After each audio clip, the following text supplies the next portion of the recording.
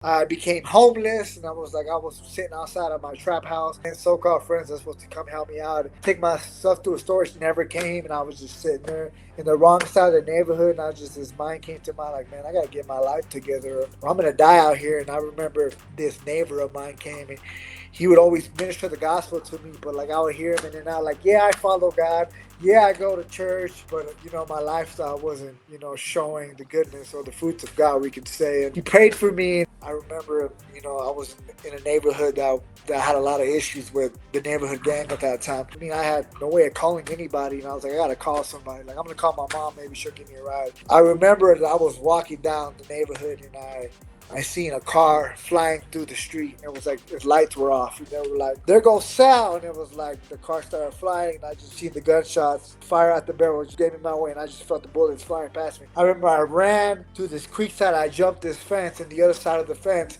there was a creek, it was a river walk, and it was like the drop was like 15 or 20 foot. I fell and I like shattered my ankle, and I was like, man, I'm gonna die in this neighborhood. You know what I mean? I just was limping all the way to the 7-Eleven, and I'm asking if I can use their phone. And I called my mom, like, Mom, I need a ride. She was like, I'm not going to that neighborhood at this time of the hour. Absolutely not.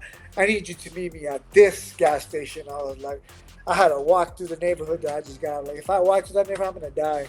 I remember as I was walking through the neighborhood, I was just praying to God, like, God, if you get me out of this, like, I would change my life around. And